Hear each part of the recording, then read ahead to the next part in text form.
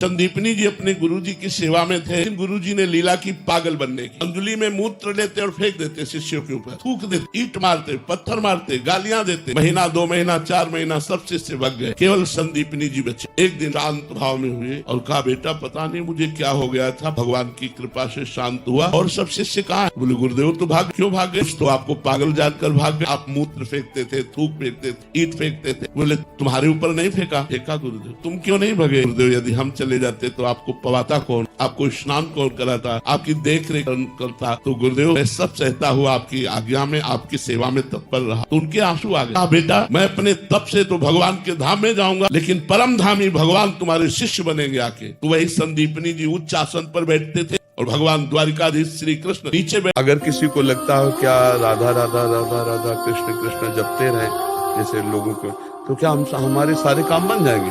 हम कह रहे तुम्हें विश्वास नहीं है, सारे काम हो जाएंगे। सबसे श्रेष्ठ बात जो चाहत है नित्य सुख और मन को विश्राम, हित ध्रुव हित सो भजत रहो पल पल श्यामा श्याम, सब ठीक हो जाएगा। ने लिख दिया छठी राव के अंक, राई घटे न तिल बढ़े रहुरे जीव निशन। भोगना पड़ता है, इसलिए नाम जप करो, अभी मिटा दो। बेटे का शादी किया, अभी बहू आई और फिर बहू बेटे के पक्ष में हो गई या बेटा बहू के पक्ष में हो गया, और माता पिता से एक रूखापन। ऐसी स्थिति में जिसको पाला पोसा बड़ा किया और जब उसकी तरफ से कटुता होती है तो महाराज जी जब बड़ा हृदय वृद्धि।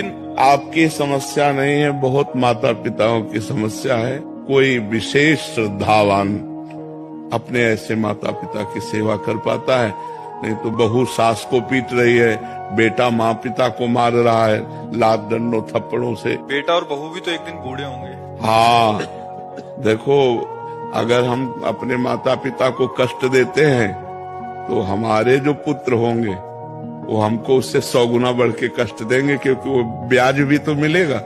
तो इसलिए नए बच्चों को ये ध्यान रखना चाहिए कि वो भी किसी दिन माता पिता बनेंगे और वो किसी दिन वो भी बूढ़े होंगे। तो अपने माता पिता के साथ असभ्य व्यवहार नहीं करना चाहिए।